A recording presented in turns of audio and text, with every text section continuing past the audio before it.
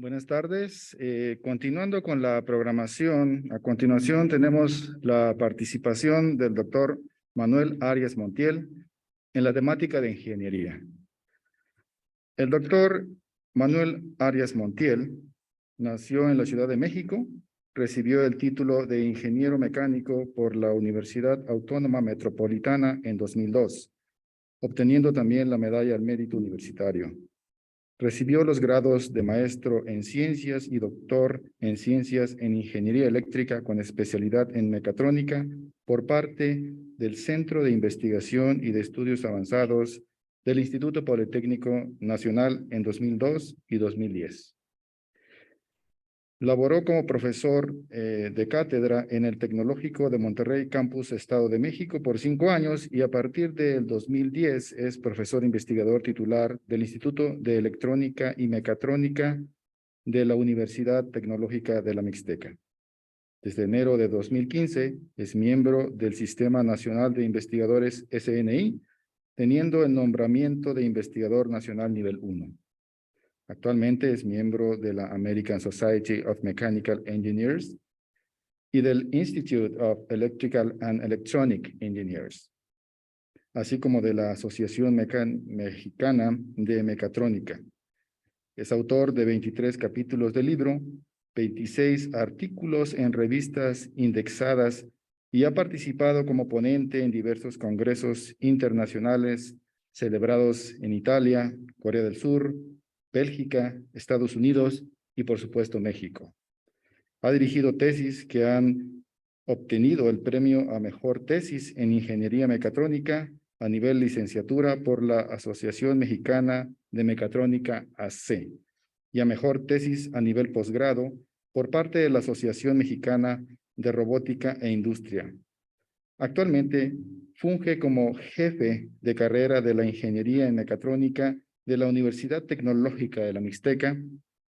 Pertenece al panel editorial de las revistas Frontiers in Mechanical Engineering y Mathematical Problems in Engineering. Y sus líneas de investigación son análisis y control de vibraciones en sistemas electromecánicos, robótica de rehabilitación y desarrollo de robots móviles. Demos pues la más cordial bienvenida al doctor Arias con su ponencia titulada Modelos cinemáticos en robótica usando la teoría de tornillos. Adelante, doctor.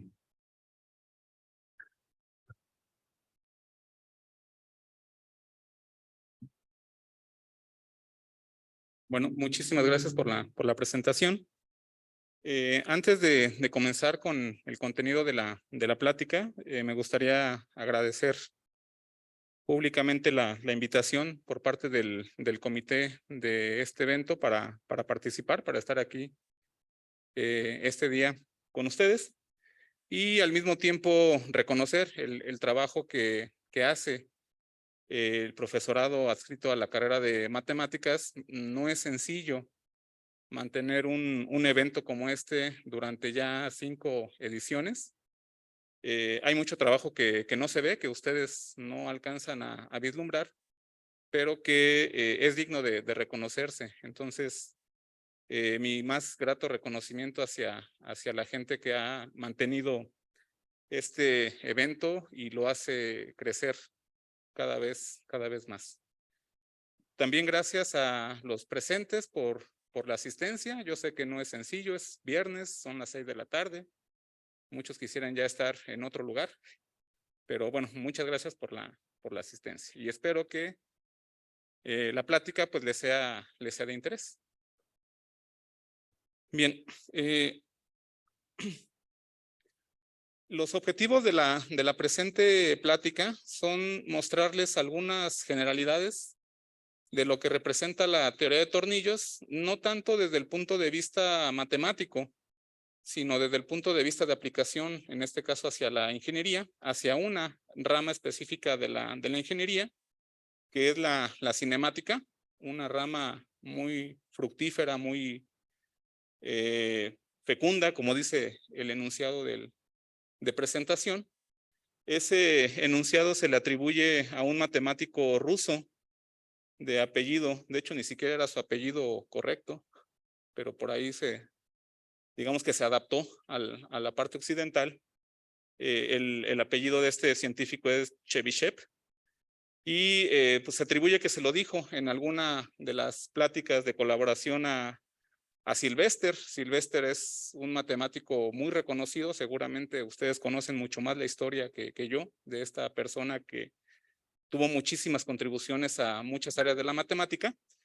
Y bueno, la idea es que estas dos personas, uno ruso, el otro inglés, siendo matemáticos de formación, siendo científicos muy prominentes, en algún momento de su carrera científica o académica, decidieron dedicarse a la cinemática y lograron también contribuciones muy importantes. La animación del mecanismo que ustedes pueden ver aquí es conocido como el mecanismo de Chebyshev.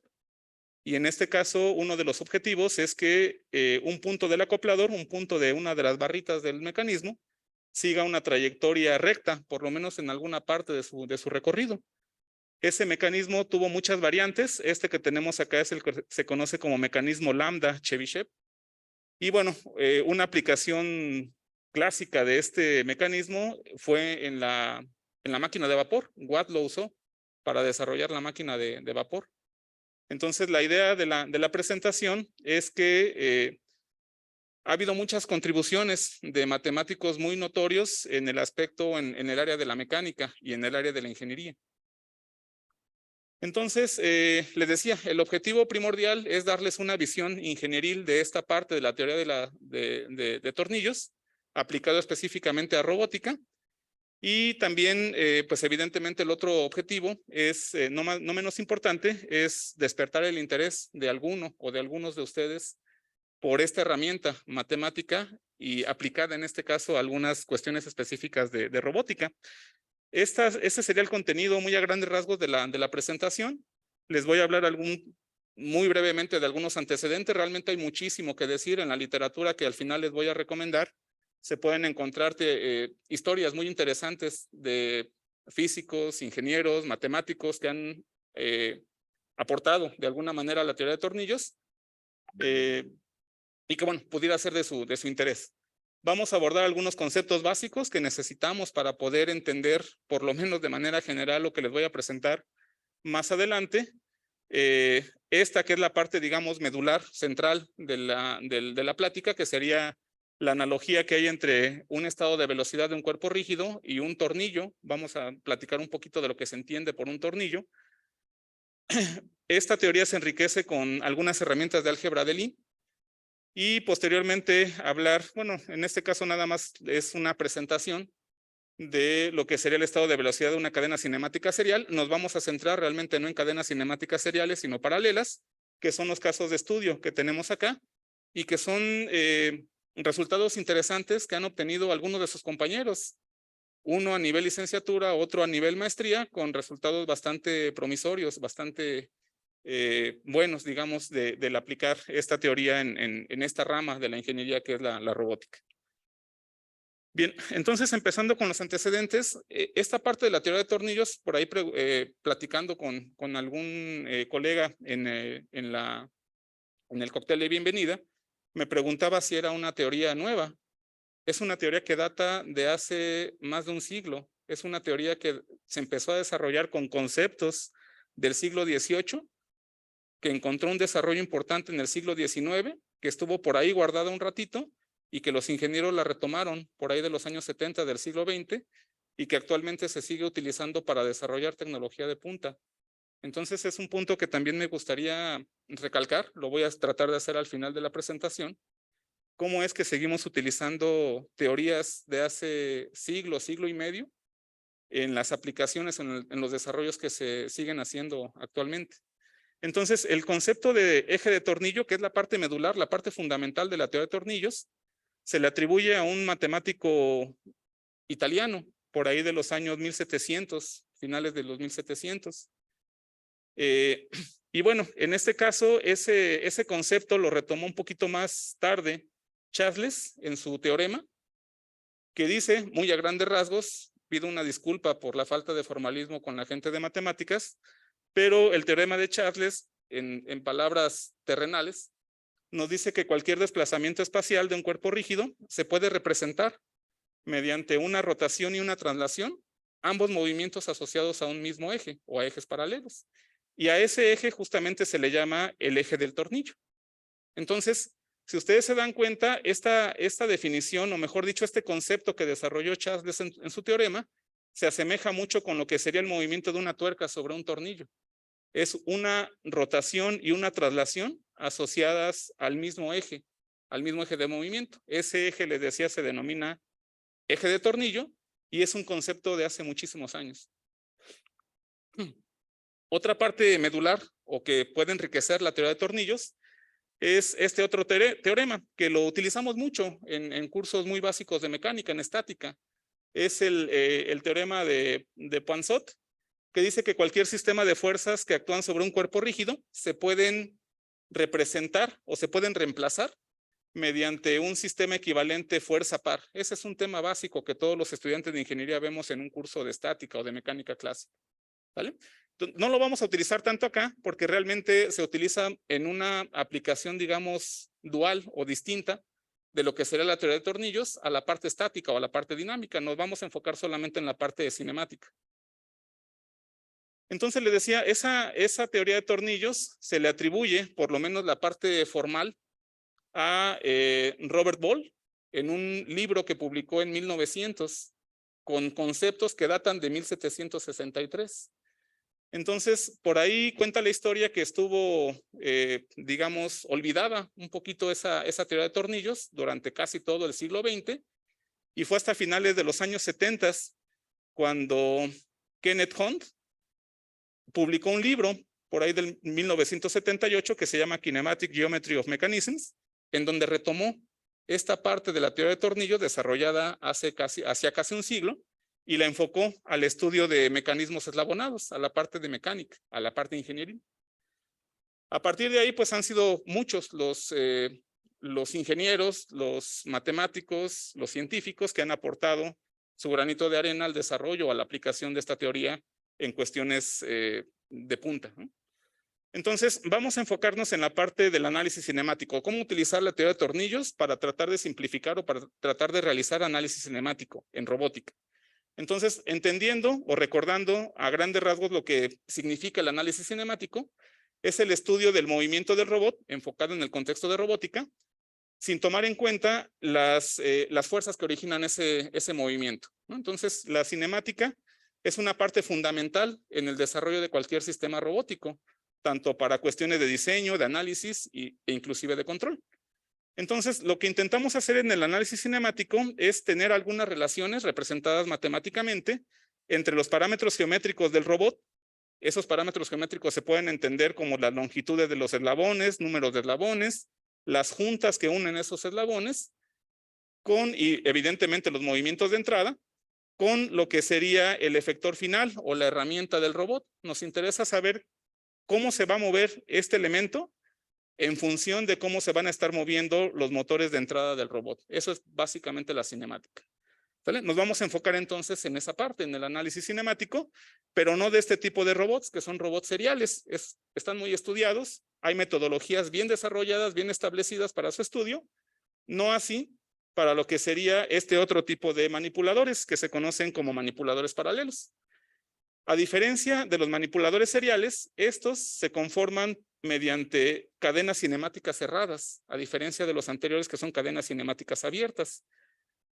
Estos que presento aquí son dos de los manipuladores paralelos más representativos. Esta que sería una variante de la plataforma de Stuart, un robot, un manipulador con 6 grados de libertad en el espacio, y este otro que es el robot Delta. Ambos se utilizan bastante en aplicaciones industriales muy diversas. Entonces les decía, son los dos robots paralelos más representativos básicamente del mundo. Prácticamente todos en el área de la robótica hemos oído hablar de la plataforma de Stuart o del robot Delta. Nos vamos a enfocar entonces en este tipo de manipuladores.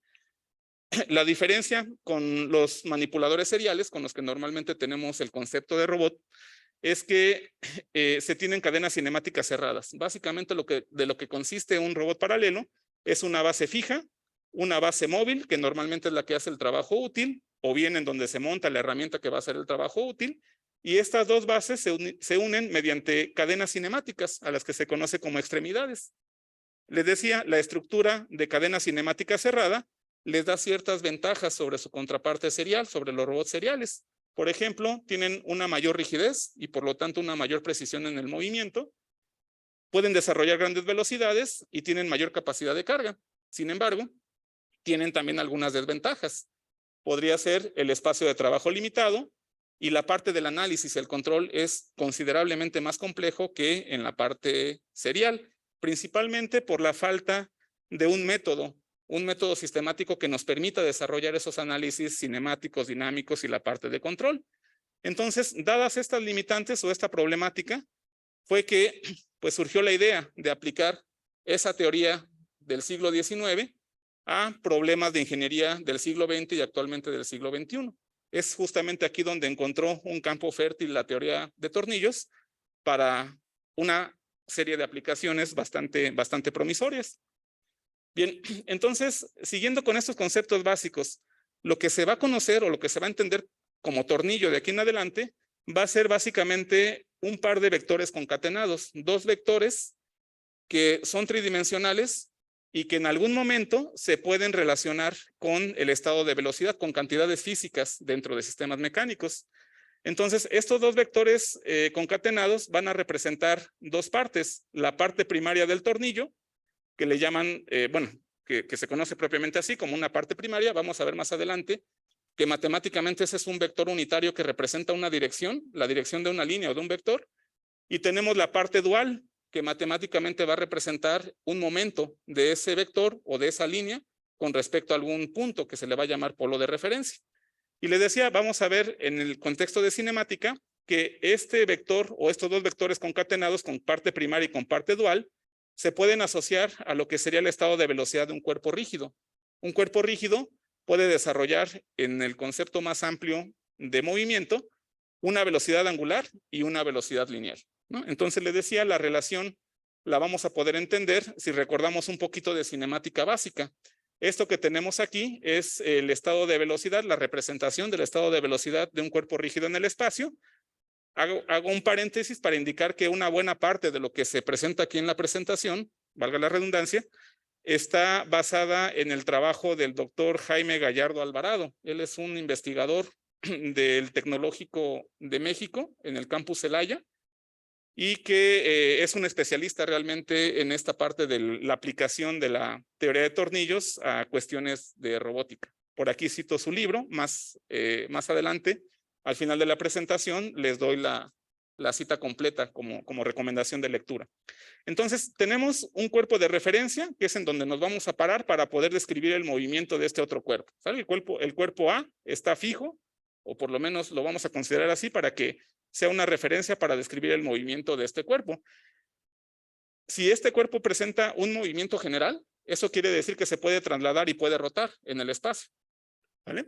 Entonces, la velocidad de rotación, nosotros sabemos que es una propiedad del cuerpo rígido. Esto quiere decir que no importa si yo la mido en el punto O, en el punto P o en cualquier otro punto del cuerpo, va a tener la misma dirección y la misma magnitud, siempre y cuando yo no cambie de referencia.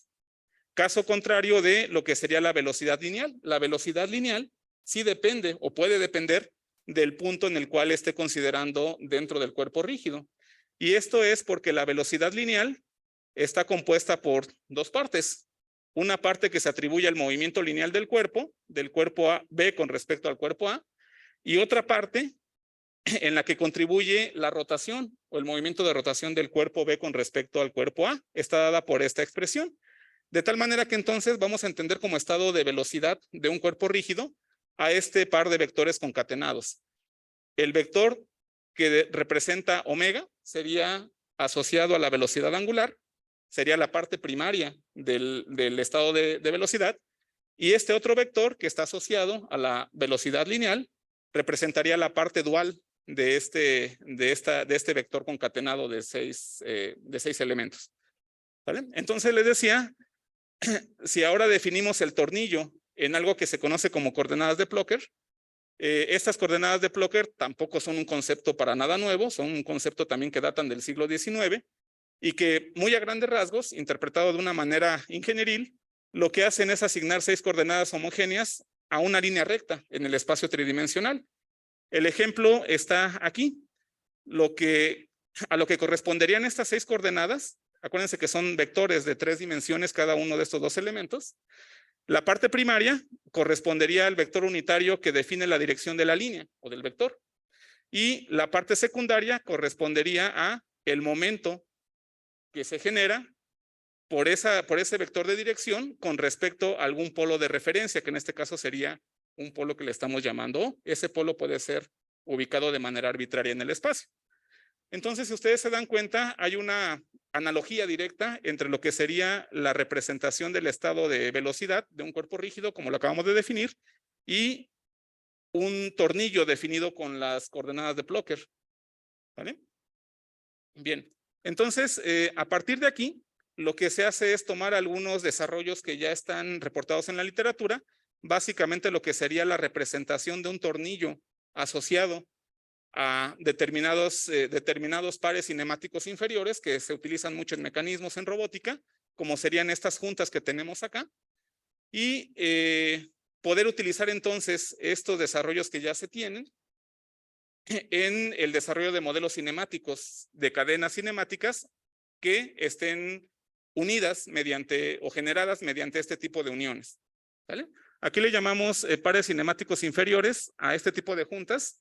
Si ustedes recuerdan por ahí su curso de mecanismos o si tenemos nociones de cinemática básica, los pares cinemáticos inferiores son aquellos que unen a 2 elementos y que se utilizan para poder generar un movimiento relativo entre estos 2 elementos, pero esa unión se hace a través de una superficie o de un volumen, como en este caso serían estos tipos de juntas. Los pares cinemáticos superiores, que no son de interés y que no se mencionan acá, tienen como característica primordial que la junta o la unión se da ya sea a lo largo de una línea recta o ya sea por un contacto puntual. Casos típicos podrían ser los mecanismos de engranajes o el mecanismo de leva y seguidor. Esos serían pares cinemáticos superiores que les decía en este caso no son de interés en el estudio. Entonces se toma la representación del tornillo para una junta de revoluta, que sería esta, y para la junta prismática, que sería esta otra que tenemos acá. Si nos damos cuenta, las 4 juntas restantes se pueden obtener a partir de combinaciones de estas 2 juntas que le vamos a llamar primarias. Entonces, esta junta esférica se puede ver como 3 juntas de revoluta con ciertas características particulares. Por ejemplo, que los ejes de rotación de esas 3 juntas se tienen que unir o se tienen que intersectar en un punto en particular, y además que esos ejes de rotación tienen que ser perpendiculares entre sí. Entonces, con esas características, esta junta esférica yo la puedo representar mediante 3 combinaciones de juntas de revoluta. Y algo similar podríamos hacer con las demás. ¿Vale? Con la junta universal, por ejemplo, en lugar de tener 3 juntas de revoluta, tenemos solamente 2 perpendiculares entre sí. Entonces, la junta cilíndrica tendría una junta de revoluta más una junta prismática, independientes una de otra.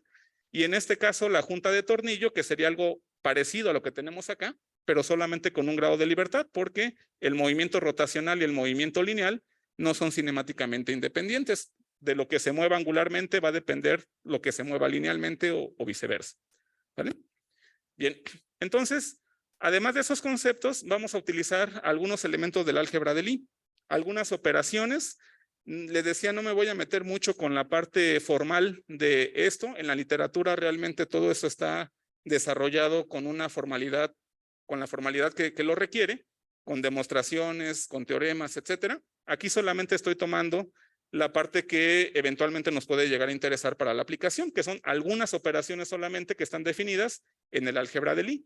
Por ejemplo, la adición o la suma, la multiplicación por un escalar, el producto de Lie, y particularmente van a ser de interés estas 2 que se llaman formas de Killing y formas de Klein. En el álgebra de Lie, a estas formas se les conoce como productos internos porque nos da como resultado un escalar.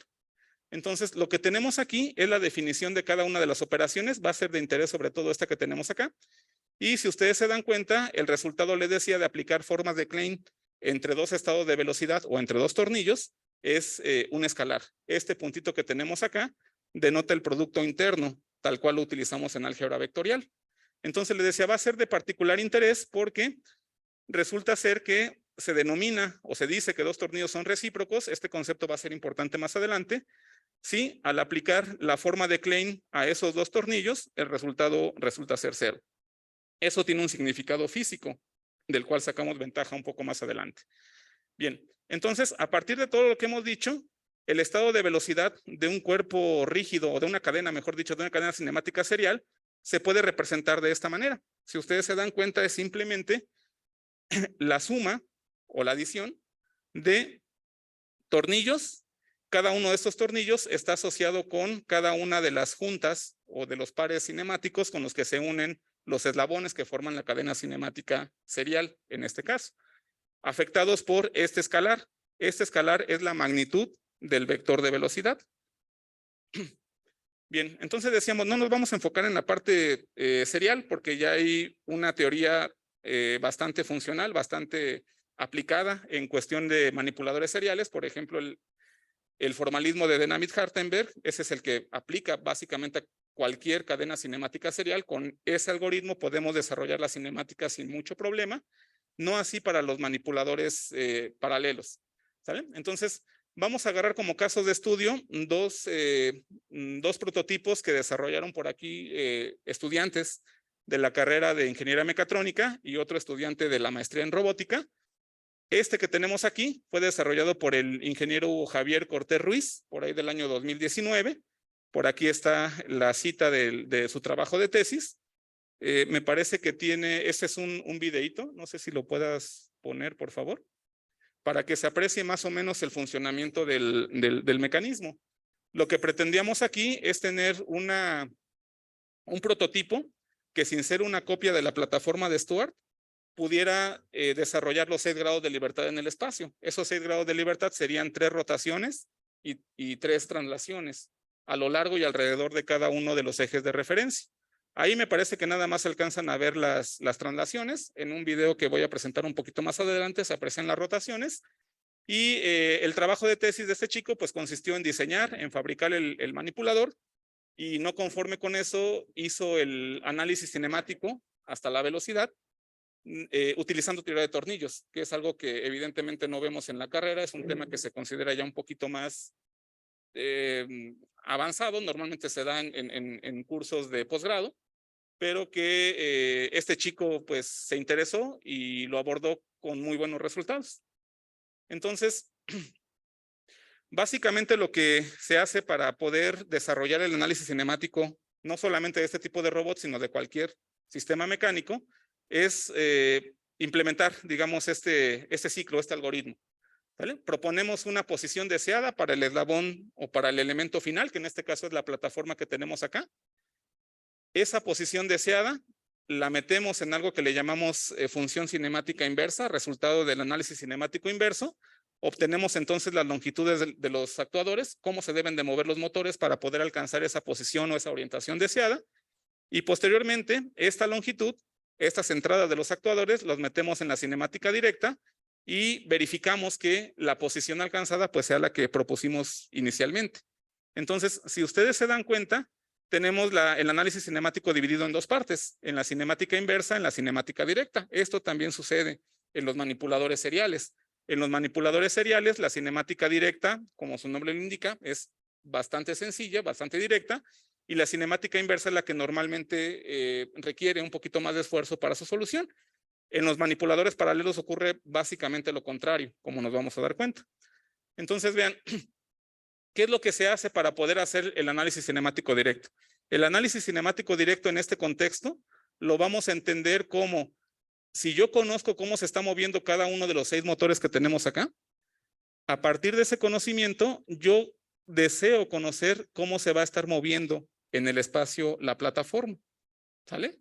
El análisis cinemático inverso va a ser al contrario. Yo supongo que sé cómo se mueve o propongo cómo quiero que se mueva esta plataforma y en consecuencia quiero saber cómo se deberían de mover los motores para obtener ese movimiento deseado. ¿Vale? Entonces, para la parte del análisis cinemático directo, básicamente lo que hacemos es utilizar álgebra vectorial. Si ustedes se dan cuenta, estas ecuaciones que tenemos acá no son otra cosa más que la suma de estos 4 vectores que tenemos acá, que representan la cadena cinemática de cada extremidad. No me voy a meter mucho en detalle con esta parte para no hacer la presentación exageradamente larga. Lo importante es que esta ecuación que tenemos aquí la podemos desarrollar para cada una de las 6 extremidades. Si ustedes se dan cuenta, tenemos una extremidad dada o definida por cada uno de los 6 actuadores. ¿Sale? Entonces, desarrollamos esas ecuaciones, aplicamos esta ecuación que se llama ecuación de restricción. Esa es una ecuación de restricción mecánica. Y lo que tenemos que hacer al final de cuentas entonces es resolver este conjunto de ecuaciones. La solución no siempre es fácil. Por ejemplo, aquí les decía, las incógnitas van a ser las componentes de este vector, que si ustedes se dan cuenta, define con respecto al marco inercial la posición del centro de la plataforma. Eso nos daría entonces como resultado conocer la posición del efector final en todo momento. Y las otras 3 incógnitas son alfa, beta y gamma, que serían los ángulos de rotación con respecto a X, Y, Z. ¿Vale? Entonces, si conocemos esas 6 incógnitas, conocemos posición y orientación de esta plataforma que representan los 6 grados de libertad del robot. Entonces, les decía, aquí lo que sigue es un poquito de talacha, desarrollar las ecuaciones de manera algebraica, y lo que vamos a tener como resultado van a ser estas 6 ecuaciones. Tenemos que resolver un sistema de 6 ecuaciones no lineales. ¿Sale? Ese problema tampoco es sencillo. Tan no lo es que de forma analítica muchas de esas ecuaciones no tienen una solución cerrada. Entonces lo que hacemos nosotros como ingenieros es darle un poquito la vuelta al problema y recurrir a métodos numéricos. Y entonces ya no nos preocupamos por resolver analíticamente esas ecuaciones, sino que nos conformamos con resolverlas de manera numérica. A pesar de esa solución numérica, en ocasiones se llegan a presentar algunos problemas de los que voy a platicar un poquito más adelante. ¿Sale? Entonces, resolvemos, les decía, mediante algún solver. Nosotros utilizamos mucho MATLAB. Hay por ahí una función que se llama fsolve, que entre otras cosas nos ayuda justamente a resolver sistemas de ecuaciones no lineales, con algunas limitantes, evidentemente, pero que en ocasiones puede llegar a ser suficiente para lo que nosotros necesitamos hacer. Entonces, una vez que desarrollamos ese análisis cinemático, esto, si se dan cuenta, está en posición. Dijimos que si yo sé cómo se mueven los motores, yo quiero saber cómo se va a mover la plataforma, esta que tenemos acá. ¿Qué tendríamos que hacer para hacer el análisis de velocidad? Lo que tendríamos que hacer sería agarrar estas ecuaciones, o en su defecto, estas que tenemos acá, derivarlas en el tiempo, manipularlas, acomodarlas y tener un análisis de velocidad que ahora nos den entonces la velocidad de movimiento de la plataforma en función de las velocidades de los motores de entrada. Si ustedes se dan cuenta, si resolver este sistema de ecuaciones no lineales resulta un problema, el problema se hace más grande si tenemos que derivar y manipular algebraicamente todo esto. Y el problema va creciendo si queremos hacer el análisis de aceleración. Entonces tengo que derivar 2 veces y eso, le decía, se vuelve a veces intratable de manera analítica. ¿Sale? Entonces, para darle la vuelta a esto, lo que se hace es utilizar el álgebra de tornillos o la teoría de tornillos. ¿Cómo lo hacemos? Lo hacemos de manera más o menos sistemática, y esa es la ventaja que nos da el álgebra de tornillos con respecto a los métodos tradicionales. En un método tradicional, la forma de las ecuaciones va a depender mucho de lo que sería la estructura mecánica del mecanismo, de tal manera que no podemos aplicar el mismo método de solución para este mecanismo que para el que vamos a ver más adelante, o para cualquier otro que tenga una estructura diferente. ¿Sale? Entonces, esa parte es la que nos da como ventaja la teoría de tornillos. Es una teoría que podemos aplicar de manera sistemática. Entonces, aquí lo que hacemos es definir 6 tornillos en el sentido de la representación de las coordenadas de Plocker. ¿Sale? Esos 6 tornillos, acuérdense que están asociados con las juntas cinemáticas del robot. Y esas juntas cinemáticas las conocemos, nosotros las propusimos desde la parte del diseño. Tenemos aquí una junta universal, una junta prismática que está dada por el actuador. Aquí tenemos otra junta universal y en la parte de arriba aquí tenemos un rodamiento que representa una junta de revoluta. Entonces ya tenemos caracterizados los tornillos que representan ese tipo de juntas y por lo tanto los podemos definir más o menos como viene marcado aquí para cada extremidad. Acuérdense que el robot tiene 6 extremidades, entonces esto que hacemos aquí para una extremidad lo tenemos que repetir de manera sistemática para las 6 extremidades. ¿Vale? Entonces encontramos, acuérdense que dijimos que la parte dual, la parte primaria, perdón, del tornillo representa el vector unitario de dirección del tornillo. Entonces, si nos vamos aquí a este primer tornillo que representaría una de las dos juntas una de las dos revolutas de la junta universal, entonces, utilizando por aquí trigonometría básica, podemos encontrar los componentes de ese vector unitario. Ahora, esta otra parte que representa la parte dual, como el análisis nos interesa hacerlo con respecto al centro o al origen del marco inercial, entonces obtenemos el momento de este vector unitario con respecto a ese origen. Y esto lo vamos a estar repitiendo para cada uno de los 6 tornillos que definimos acá. Acuérdense que aquí tenemos junta de revoluta con junta de revoluta, aquí junta prismática y acá tenemos 3 juntas de revoluta que harían las veces de una junta esférica. Físicamente no le pusimos una junta esférica, le pusimos una junta universal más una revoluta, que cinemáticamente es equivalente. ¿Sale? Entonces le decía, definimos estos tornillos y lo que hacemos es recordar, bueno, por aquí hay ciertas consideraciones que tendríamos que hacer para poder obtener algunas direcciones o algunas partes primarias de algunos de los tornillos, pero a final de cuentas es geometría relativamente básica. Y entonces, a partir de la definición de esos 6 tornillos, que son los que tenemos aquí, definimos el estado de velocidad de la cadena cinemática que representa cada extremidad. Aquí está etiquetado como I. Esta I para este caso va desde 1 hasta 6. Tenemos 6 ecuaciones idénticas para cada una de las 6 extremidades. ¿Vale? Entonces, desde el punto de vista de control, lo que a nosotros nos interesa es tener modelos de entrada-salida. ¿Vale? Yo quiero controlar el elemento de salida a través o a partir del elemento de entrada. No me interesa tanto lo que esté pasando en las juntas intermedias. Esas juntas intermedias sí aparecen en este modelo. Están dadas por, si ustedes se dan cuenta o recuerdan, esto que tenemos aquí sería la velocidad del motor de entrada, esta que tenemos acá, y la velocidad de salida, en este caso está dada por este vector que tenemos acá, que sería la derivada de la posición de los motores, serían entonces las velocidades de los motores. Entonces, no me interesa saber qué es lo que pasa con esta velocidad, ni con esta otra, ni con esta otra, ni con esta, ni con esta. ¿Cómo le hacemos entonces para poder quitar de nuestro análisis esas velocidades? Les decía, si nos vamos por el método tradicional, ahí tenemos que meternos con hacer malabares, algebraicamente hablando, para poder deshacernos de esas juntas. No siempre es posible o no siempre es sencillo. Hay que hacer un montón de operaciones e ingeniárselas para poder quitar estas juntas que le llamamos juntas pasivas. Entonces, lo que hace la teoría de tornillos es facilitar justamente este procedimiento. ¿Qué es lo que tenemos que hacer? Si yo encuentro un vector cuya forma de Klein con todos estos vectores que tenemos acá resulte ser 0, entonces puedo quitar del análisis esos elementos mediante esta operación que es la forma de Klein.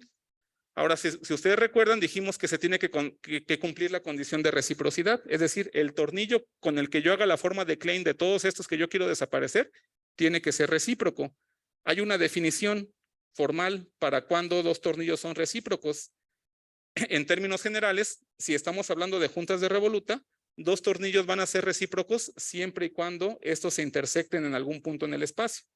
Entonces, si ustedes se dan cuenta, lo que queremos quitar es este tornillo, este otro, estos 3 de acá y solamente dejar este. ¿Vale? Entonces, si yo propongo un tornillo que vaya paralelo a este que tenemos acá, ese cumple con ser recíproco para todos los tornillos que yo quiero quitar. En ocasiones, esa elección o el encontrar ese tornillo recíproco no es sencillo, pero si lo logramos hacer, de manera sistemática podemos eliminar del análisis la parte que no nos interesa, que repito son las juntas pasivas. ¿Vale? Entonces, de esta representación podríamos tener lo que nos interesa, que realmente es la representación de velocidades de entrada-salida.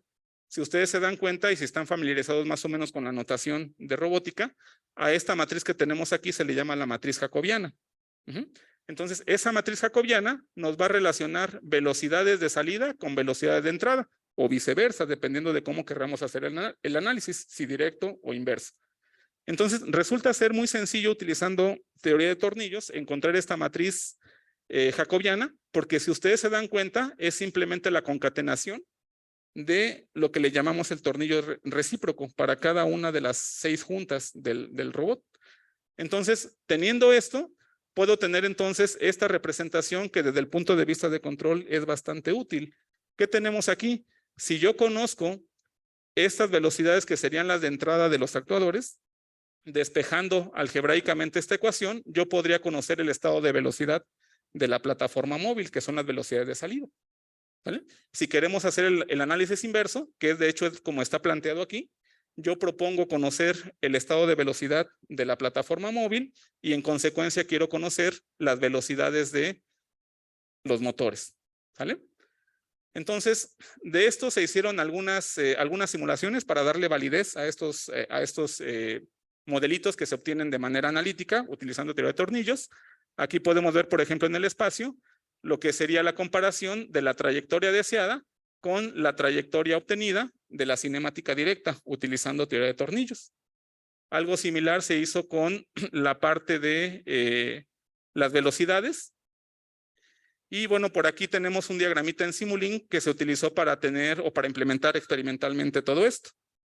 Esta es la parte de la comparación de las velocidades experimentales obtenidas, perdón, esta es una simulación con SolidWorks, perdón, todavía no es la parte experimental, con lo que obtenemos del análisis de tornillos. Entonces vemos que de alguna manera, por lo menos de manera, en simulación, de manera numérica, podemos validar estos modelitos.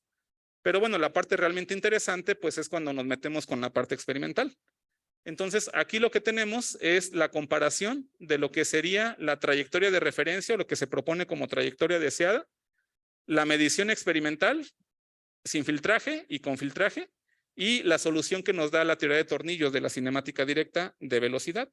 Entonces, pueden notar ustedes que por ahí, excepto algunos errores de medición, pues se parecen bastante. Digamos que el error es relativamente pequeño de lo que sería la trayectoria deseada y la que predice la teoría de tornillos.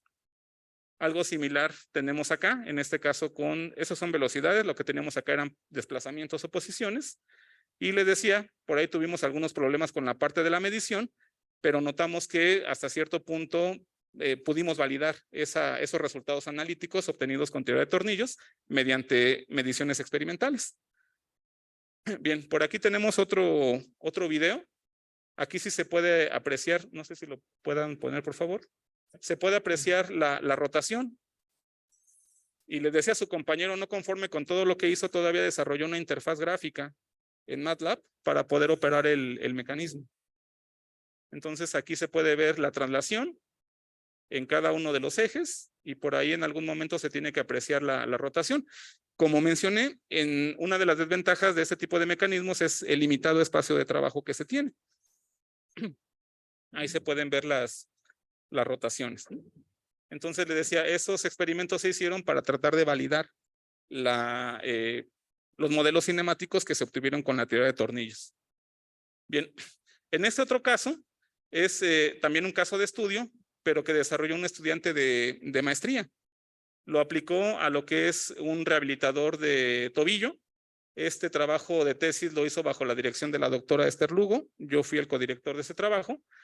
Y pues también los resultados fueron bastante buenos. Este dispositivo actualmente está en trámite de patente ante el INPI, ya va el trámite un poquito avanzado, tiene como 2 años que metimos la solicitud, pasó el examen de forma, ahorita estamos atendiendo los comentarios de fondo y por eso es que me animo a presentarlo, porque de otra manera pues no sería posible dar a conocer la información, ¿no? Pero digamos que ya está avanzado el trámite y lo puedo presentar. No sé si puedan poner los dos videos para que se vea más o menos el tipo de movimiento que se quiere hacer. También está basado en una estructura paralela, es decir, en cadenas cinemáticas cerradas. Ahí lo que tendríamos sería, no se alcanza a notar bien, bueno, sí, es el movimiento de aducción y abducción del tobillo, y en ese otro caso es el movimiento de flexión y extensión del tobillo. La idea de todo esto es que se utilice para algunas cuestiones de rehabilitación. Y eventualmente, ya no puse el video, pero también puede hacer el otro movimiento que se le llama inversión-eversión, que es la otra rotación del tobillo. ¿Vale? Entonces, la metodología fue básicamente la misma, describir cinemáticamente el mecanismo. En este caso se planteó con dos modos de operación, uno para hacer los dos movimientos que ya se mostraron, y el otro modo de operación que consiste en cambiar la dirección de esta junta de rotación para hacer el otro movimiento, bueno, flexión-extensión, y el otro movimiento de inversión y eversión. Entonces, el análisis aquí pues fue un poquito más pesado porque se tuvieron que analizar dos modos de operación, y todo eso conlleva, digamos, a una serie de pasos un tanto complejos. Ese es el diagrama cinemático del manipulador, que se utiliza para plantear las ecuaciones de restricción o las ecuaciones de cerradura de lazo, vectoriales todas ellas, y esos son los parámetros geométricos que describen cada uno de los puntos de interés que están metidos aquí en las ecuaciones de restricción. Entonces, nuevamente, haciendo el desarrollo de las ecuaciones, llegamos a un sistema de ecuaciones no lineales que tenemos que resolver de manera simultánea. Otra vez, es un problema resolverlo analíticamente a veces.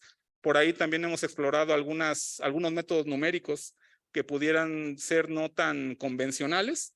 Y la idea aquí, por ejemplo, es que a pesar de utilizar o de lograr resolver analíticamente este sistema de ecuaciones, notamos que algunas de esas soluciones son complejas. Esas las desechamos porque físicamente no tienen ningún significado, pero nos quedamos con las que son reales, y notamos que cada una de esas soluciones reales nos lleva a configuraciones de ensamblaje diferente en el mecanismo. Tenemos que ubicar entonces la que corresponde al modo en el que estamos trabajando, y a partir de ahí seguir todo el análisis. Y les decía, todo esto realmente tiene que ver con la parte de la álgebra vectorial. Todo lo que se hace así, aquí es geometría aplicada, trigonometría y álgebra vectorial. ¿Sale? Eso es para el otro modo. Y aquí desarrollamos el modelo cinemático con teoría de tornillos. Otra vez, ¿qué tendríamos que hacer si quisiéramos desarrollar el modelo de velocidad? Agarrar estas ecuaciones, derivarlas en el tiempo, manipularlas y resolverlas. Y si quisiéramos hacer el de aceleración, tendríamos que derivar dos veces estas ecuaciones y lo mismo, ¿no? Entonces, les decía, la parte de la aplicación de la teoría de tornillos, pues realmente simplifica metodológicamente esos análisis. Ya no me voy a meter aquí tanto en detalles. Lo importante, lo que quiero que vean acá, es la parte de los resultados. En este caso se hizo la simulación en un ambiente de un paquete que se llama Adams View, para poder darle validez a los resultados analíticos que obtuvimos de las ecuaciones cinemáticas de posición, y posteriormente meter esto en un algoritmo de control para poder hacer seguimiento de trayectorias. Este seguimiento de trayectorias no hubiera sido posible si no conociéramos la cinemática inversa en velocidad del robot, eso que obtuvimos con teoría de tornillos. Ese es más o menos el diagramita esquemático de lo que se implementó experimentalmente para poder llegar a estos resultados. Otra vez es la comparativa entre, digamos, la referencia que se propone para seguimiento de trayectorias, la que calculamos con la cinemática analítica de teoría de tornillos, y la que nos da, en este caso, la simulación en Adams. Y bueno, algo similar hicimos con la parte experimental. De hecho, esto ya son resultados experimentales, esto ya no son de simulación. ¿Vale? Para terminar, entonces, el análisis cinemático de robots paralelos es una tarea muy compleja, como pudieron vislumbrar, por lo menos de manera más o menos general. No hay un método generalizado para el caso particular de robots paralelos, y entonces la teoría de tornillos, les decía, encontró un campo fecundo para poder ser aplicada en este tipo de problemas. Es importante validar estos modelos, ya sea mediante simulaciones numéricas o mediante experimentos, preferencialmente. Y les decía, lo importante es que esto lo seguimos utilizando, a pesar de que es una teoría que data del siglo XIX. Entonces, estas son algunas de las lecturas que yo les recomendaría a los que estuvieran interesados en abordar la teoría de tornillos aplicado hacia la robótica, no solamente hacia la robótica paralela, sino también a la robótica tradicional o serial, estos que tenemos acá. Y bueno, la presentación, pues supongo que tendrán acceso a través de los miembros del comité organizador, por si alguien la quiere tener. De mi parte, pues sería todo y espero que les haya gustado la presentación. Me tuve que ir un poquito rápido por cuestiones de tiempo, pero si alguien está interesado, pues no duden en acercarse y les puedo tratar de aclarar algunas dudas que les decía. No soy experto en la parte matemática, pero en la parte de aplicación sí hemos hecho algunas cuestiones. Gracias por su atención.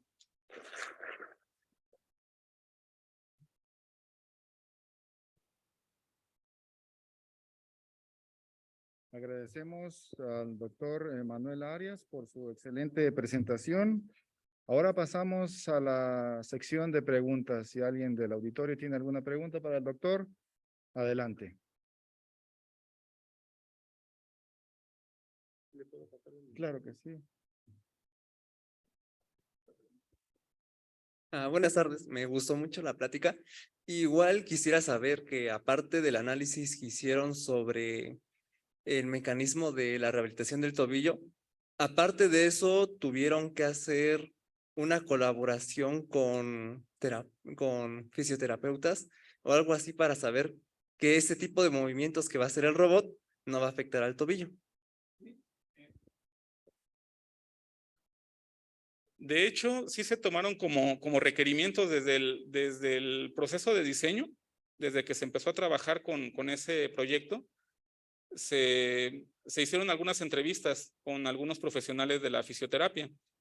Se investigaron entonces con ellos cuáles eran los movimientos realmente del tobillo que se utilizaban en esas terapias. Pues básicamente son las 3 rotaciones que hacemos o que tenemos disponibles en el tobillo, aunque nos comentaban que normalmente ninguna terapia involucra que se haga la rotación de los 3 grados de libertad simultáneamente.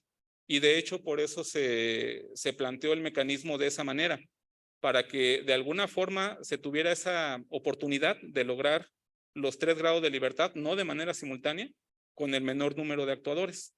Si te das cuenta, en cada uno de los modos de operación se pueden realizar 2 movimientos de rotación, ya sea flexión-extensión y aducción-abducción, o flexión-extensión e inversión y eversión. Pero sí, toda esa parte, digamos, médica, por llamarlo de alguna manera, lo tomamos en cuenta. Los rangos de movimiento, las velocidades, todos esos fueron parámetros para nosotros, parámetros de entrada o requerimientos de diseño, y se consideraron. De hecho, al final, por ahí tengo en alguna parte un video que se hizo de una entrevista cuando se fue a probar esto, no con un paciente real, porque eso requiere realmente un proceso un poquito más complejo, más elaborado, más largo, pero le fuimos a mostrar al terapeuta el dispositivo para que nos diera su opinión, si era, digamos, factible o no su potencial uso en algún paciente ya real. Y pues nos dio muy buenos comentarios y a partir de ahí fue que comenzamos el proceso de protección intelectual con el INPI.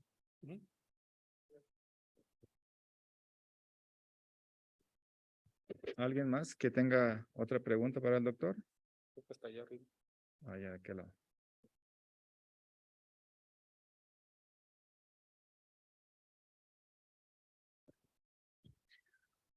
Hola, ¿qué tal? Buenas tardes. Mi pregunta es acerca de los métodos que han abordado o analizado para la solución de esos sistemas de ecuaciones no lineales. Si pudiera comentarnos qué otro tipo de métodos han implementado para mejorar las soluciones y qué error usted considera que es relativamente aceptable para considerarlo dentro del diseño. ¿Qué error es el que se maneja para validar la calidez de los resultados? Gracias. En el caso de los algoritmos que se han implementado para la solución de las ecuaciones no lineales, les decía que una primera aproximación siempre es utilizar la función que viene ya programada en MATLAB, que es la de fsolve. Ahorita no recuerdo bien el método en el que está basado, no es Newton-Raphson, es otro método, pero nos hemos dado cuenta, bueno, a partir de algunas complicaciones que tuvimos, que era muy sensible a algunos parámetros y no siempre convergía a valores correctos. Entonces, de ahí empezando pues a buscar en la literatura y con algunas colaboraciones que hemos tenido con el doctor Gallardo, él nos recomendaba mucho un método que se llama eliminación dialéctica de Sylvester. Es un método también alternativo para resolver ese tipo de sistemas de ecuaciones no lineales y que casi siempre garantiza la convergencia independientemente del valor inicial, que es uno de los principales problemas de la función de MATLAB. Y otro método que se ha explorado también, aunque en menor medida, es un método que se llama de Newton homotopía. También es un método que es una variante, digamos, del método de Newton-Raphson para tratar de hacerlo más robusto ante variaciones en las condiciones iniciales, que es uno de los principales problemas del método de Newton-Raphson. Entonces, básicamente esos dos métodos son los que hemos explorado como alternativas. El primero de ellos, que fue el que utilizó Eric, el de eliminación dialéctica de Sylvester, resultó tener muy buenos resultados. Y en el otro caso lo tratamos de explorar con otro mecanismo que ya no presenté acá, que es un mecanismo esférico, pero ahí los resultados todavía no fueron tan buenos, o digamos, por lo menos en comparación con lo que pudimos obtener con FSolve o con otros métodos. Con respecto a la pregunta de hasta cuánto es un error permisible, eso normalmente como ingenieros siempre lo tomamos de manera comparativa. Casi siempre agarramos como comparativa algunos resultados que ya hayan sido reportados en la literatura y si podemos igualar o mejorar esos resultados, pues ya lo consideramos como un aporte o como un buen resultado. No siempre es así. En este caso, sobre todo en las aplicaciones médicas, sí habría que tener una mejor forma de cuantificar esa tolerancia al error, porque en ese caso, no sé si la desviación llegara a ser considerablemente grande, puede llegar a lastimar al paciente o puede llegar a tener una influencia negativa en lugar de positiva en la parte de rehabilitación. Ahí, digamos que no te podría responder concretamente cuánto, porque yo creo que depende mucho de la aplicación y de los requerimientos que esa aplicación tenga para el funcionamiento del mecanismo. Muchas gracias. ¿Alguna otra pregunta?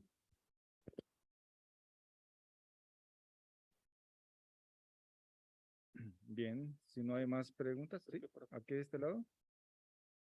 ¿Sí?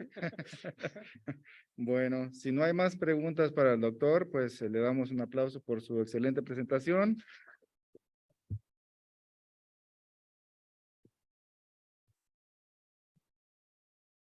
Y a nombre de la quinta conferencia en modelación matemática de la Universidad Tecnológica de la Mixteca, pues reciba este reconocimiento, doctor. Muchas gracias.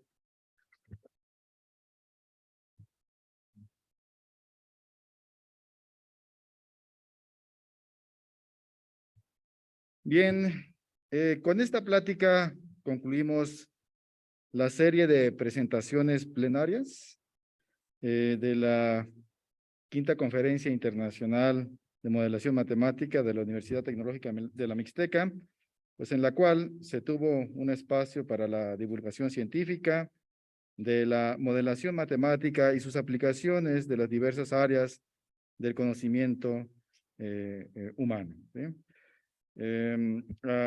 Agradecemos infinitamente su asistencia y a continuación, en unos momentos más, daremos paso a la combinación de esta conferencia en la ceremonia de clausura. Así que no se vayan, ¿sí?